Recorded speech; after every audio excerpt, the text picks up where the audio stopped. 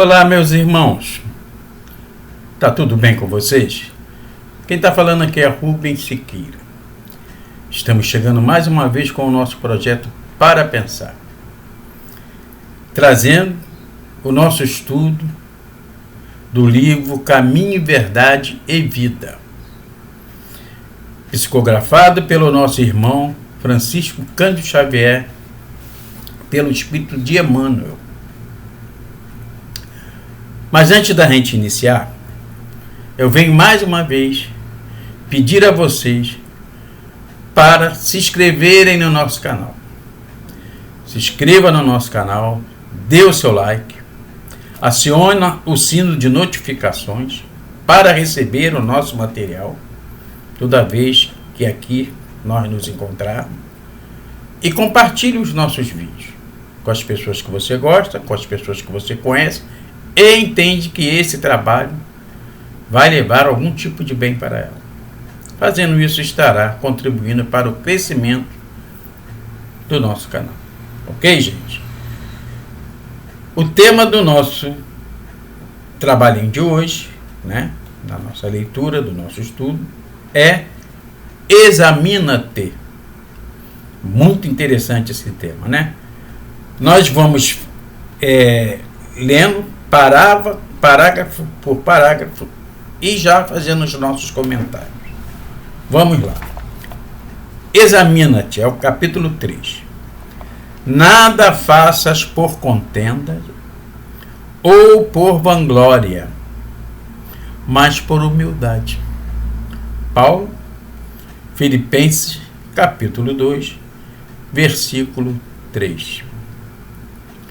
O serviço de Jesus é infinito.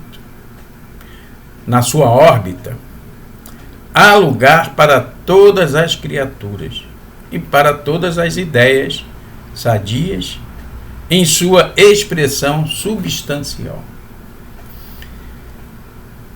Ou seja, esse primeiro parágrafo aqui está dizendo que o serviço do Mestre, os ensinamentos de Jesus, ele é infinito. E que ele, que a órbita desse serviço, que ele cabe esses ensinamentos, ele cabe para todas as pessoas. Eles são para todas as pessoas. Como ele está falando aqui, para todas as criaturas e todas as ideias sadias, em sua expressão substancial. Não é? Ou seja, na sua luz, no seu conteúdo. Então, esses ensinamentos estão à disposição de todos nós. Basta a gente tomar conhecimento deles e trabalhar na nossa vida. Tá certo? Seguindo. Se na ordem divina cada árvore produz segundo a sua espécie, no trabalho cristão, cada discípulo contribuirá conforme sua posição evolutiva. Não tem um ditado que fala: conhece a árvore pelo seu fruto? É assim. Então, na nossa vida, nós vamos conhecer as pessoas pelos seus comportamentos, pela evolução onde elas já estão. Dependendo do que a gente faz na nossa vida, no nosso dia a dia, não estou falando nem nos tempos religiosos, porque lá nós somos verdadeiros santinhos, Quando entramos num templo religioso, somos santos. Estamos falando aqui no nosso dia a dia, na forma como a gente lidar com os nossos irmãos de caminhada, com a vida. Não é? É exatamente ali que a gente vai conhecer cada fruto de cada pessoa, através do comportamento dela. Não é? A experiência humana não é uma estação de prazer. O homem permanece em função de aprendizado, e nessa tarefa é razoável que saiba valorizar a oportunidade de aprender, facilitando o mesmo ensejo aos semelhantes. Esse parágrafo vem dizer, né, que a vida, ela não é o que muita gente pensa, um parque de recreação, né? Tem gente que acha que está aqui para gozar a vida, para viver só nos prazeres materiais, que são, e a gente sabe muito bem, perecíveis, não é? Enquanto a gente está envolvido com eles, está aquela maravilha, e depois acaba. Não é assim? Ele está falando que, na realidade, o homem, ele deve permanecer aproveitando as oportunidades, né, de se valorizar, de crescer na vida. Nós estamos aqui para evoluir, para crescer, não para se divertir. Claro que devemos ter momentos de recreação, isso faz bem para todos nós, não é verdade? Mas isso não tem que ser a constância da nossa vida. O maior objetivo de cada um de nós é o nosso crescimento, é a nossa evolução. E ele termina esse parágrafo aqui dizendo que nós devemos aproveitar essa oportunidade, valorizar essa oportunidade de aprender e facilitar esse aprendizado aos nossos semelhantes, aos nossos irmãos do caminho. Porque tem muitas pessoas que têm mais dificuldade de absorver, de assimilar os conhecimentos do que a gente. Então, nós que já adquirimos, que já estamos trabalhando, né, utilizando esses ensinamentos na nossa vida, que já estamos melhorando em muitos ensinamentos, com dificuldade, naturalmente, nós temos a obrigação de ajudar, de passar esses ensinamentos para os nossos irmãos. Rubens, como é que eu vou passar esse ensinamento para os meus semelhantes? Eu vou obrigar as pessoas a fazer as coisas de uma forma correta? Eu vou mostrar para elas que elas estão fazendo, que elas estão equivocadas nas suas atitudes e indicar a forma mais correta de atuar na vida? Não, não é dessa forma. Eu vou ajudar os meus semelhantes através do meu comportamento, não é? Perante a vida, na relação com eles. Se muitos deles ainda estão fazendo errado, eu tenho que fazer o certo, para que ele observe e ele aprenda a fazer o certo. Poxa, eu fui mal nessa situação. Poxa, fulano, fez legal, olha lá. Eu deveria ter feito daquele jeito. Aí a pessoa aprende. Porque não adianta a gente querer ficar aconselhando as pessoas, que conselho as pessoas não aceitam. É preciso que elas queiram se movimentar na direção dos acertos, não é? Então, eu tenho que me comportar de uma forma correta, comigo mesmo e com a vida. Dessa forma eu vou estar ajudando os meus irmãos do caminho, né? Essa é a melhor forma que nós temos de ajudar. E por isso também, aproveitando também, a gente vai estar trabalhando esse ensinamento dentro de nós, né? A gente exemplificando, a gente está assimilando cada vez mais esse ensinamento na nossa vida. Seguindo, o apóstolo Paulo compreendeu essa verdade afirmando que nada deveremos fazer por espírito de contenda e vanglória, mas sim por ato de humildade. Está vendo? Paulo aqui veio falar isso. Nós temos que ser humildes nos nossos atos, na nossa atitude. A gente não tem que fazer nada querendo aparecer, discutindo com os outros, dizendo que só a nossa posição é melhor. Isso é puro orgulho. Esse caminho é totalmente contrário aos ensinamentos do mestre. Então, nós temos que nos afastar desse tipo de vanglória, de orgulho, querer se aparecer para os outros. E sim, procurar viver de forma humilde. com simplicidade e com humildade. Esse é o recado do nosso irmão, tá? Então sejamos humildes nas nossas posições. Evitemos querer mostrar para os outros que nós sabemos mais do que eles. Nada disso. É como eu falei anteriormente. Vamos fazendo essas coisas de uma forma correta, de uma forma ética. Porque nós estamos sendo observados o tempo todo na nossa vida. Nós vivemos num grande Big Brother. Existem olhares por todos os lados. Não só dos espíritos encarnados, que aqui estão encarnados junto com a gente, como dos desencarnados. Então a gente está sendo observado o tempo todo. Mais um motivo para que a gente procure fazer as coisas de uma forma decente e ética, com bastante humildade e simplicidade. Seguindo, quando praticares alguma ação que ultrapasse o quadro das obrigações diárias, examina os móveis que a determinaram. Se resultou do desejo injusto de supremacia, se obedeceu somente à disputa desnecessária, cuida de teu coração, para que o caminho te seja menos ingrato.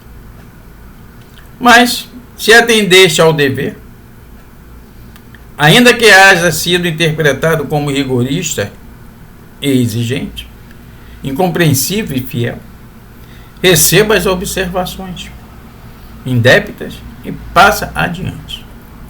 Olha que parágrafo maravilhoso, não é? Às vezes na nossa vida nós temos que tomar determinadas atitudes. Não tem outra saída, não é?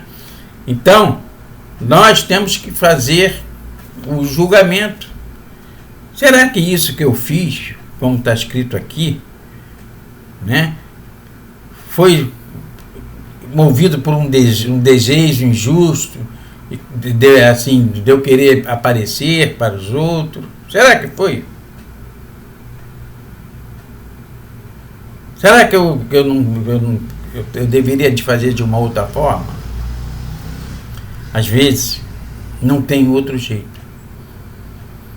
Tem determinadas posições que a gente toma na vida, né, que ela não fica só em nós, que naquele momento tem que ser tomada, é o remédio amargo, que num primeiro momento vai fazer mal, vai aparentar ser uma coisa ruim, mas na realidade aquilo ali é a solução para a nossa situação futura. É um ensinamento, não é? Que nós não temos outro caminho a tomar que não seja aquele. São posições difíceis que a gente tem que tomar na nossa vida, né? Mesmo que as pessoas nos critiquem, queiram dizer que a gente está querendo aparecer, que a gente foi injusto, que a gente foi cruel, como está falando aqui, que a gente foi infiel, incompreensível, Paulo está dizendo que a gente deve receber essas observações indébitas das pessoas e seguir em frente, seguir adiante. Porque aquela posição ela era necessária. Não é? Então nós temos que ter esta consciência. Que nós não fizemos nada de errado. Que nós fizemos aquilo que era necessário. Que os nossos irmãos, eles não entenderam, mas não entenderam porque eles estão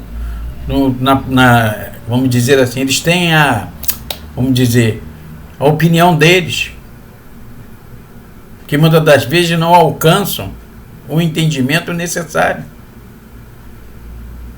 daquilo que a gente fez. Eles ainda não conseguem perceber que determinadas situações, às vezes, elas são necessárias na vida da gente. Porque da pior temos duas situações para fazer. Temos que fazer essa que vai ser muito ruim, mas não vai trazer nenhum benefício, e temos essa que vai machucar um pouco, mas vai ser bom, vai ajudar, vai trazer fortalecimento, vai trazer entendimento. A gente tem que escolher uma. Então a gente tem que ter essa consciência. Não temos que nos preocupar com a crítica que o outro venha fazer. Temos sim que fazer a nossa reflexão e observar se nós estamos tomando determinado tipo de atitude por orgulho, por querer se amostrar para o outro, que a gente é o melhor, não é? Até às vezes por maldade. E temos que seguir em frente. Não é verdade? Nós temos que ter consciência das coisas que a gente faz. Então, não importa que a gente receba a crítica. O importante é que nós cumpramos o nosso dever. Que o nosso dever seja cumprido. Que naquele momento depende da nossa atitude. Não é? Uma situação que vai trazer benefício para o outro. Embora aparentemente pareça que não. Ok? Aí seguindo e terminando aqui. Estamos no último parágrafo. Continua trabalhando em teu ministério, recordando que, por servir aos outros, com humildade, sem contendas e vanglórias, Jesus foi tido por imprudente e rebelde, traidor da lei e inimigo do povo, recebendo com a cruz a coroa gloriosa. Então Jesus, esse parágrafo vem dizendo aqui que Jesus foi o maior exemplo. O maior exemplo para todos nós. Jesus, ele andava com todo tipo de gente. Com as pessoas boas, com as pessoas ruins, com as pobres, com as ricas, com as doentes, com as sãs. A verdade dele era para todo mundo. Ele não escolhia as palavras para falar para as pessoas. Quando ele tinha que falar não para uma pessoa, ele falava não. Quando tinha que falar sim, ele falava sim. Como está falando aqui no parágrafo anterior. Não adiantava a pessoa querer que Jesus falasse aquilo que ela quisesse, que ele não ia falar. Se ele tivesse que falar uma situação, ele ia falar aquilo, dentro da verdade. Não importa que em determinado momento aquelas palavras viessem machucar as pessoas. Não tinha problema nenhum. Porque ele sabia que a pessoa ela ia aprender e ela iria crescer com aquilo. A verdade dói, mas ela edifica. Muitas das vezes a gente não quer ouvir a verdade, a gente quer ouvir. A gente prefere que as pessoas mintam para a gente. Não é? A gente às vezes é assim. Mas Jesus, ele não mentia, ele falava o que era certo. Por isso, ele foi pregado na cruz. Por isso, defamaram o mestre. Até hoje a gente vê esse tipo de situação na nossa vida. De tanta gente ouvir falar de uma mentira com relação a determinada situação ou pessoas, aquela mentira, às vezes, ela acaba se tornando uma verdade para quem não tem consciência, para quem não procura se informar. Não é? Então, gente, essa mensagem aqui vem nos trazer que nós devemos olhar para dentro da gente, procurando elevar os nossos sentimentos através da nossa ética, através dos ensinamentos do Mestre Jesus. Não podemos deixar que os prazeres da vida, que as facilidades da vida nos tire do caminho. Ok? Que possamos trabalhar esses ensinamentos na nossa vida, no nosso dia a dia. Nós vamos ficando por aqui. A qualquer momento estaremos de volta trazendo mais uma lição, né, para o nosso crescimento, para a nossa iluminação. Um grande abraço a todos. Que Jesus nos abençoe. Fiquem com Deus, meus irmãos.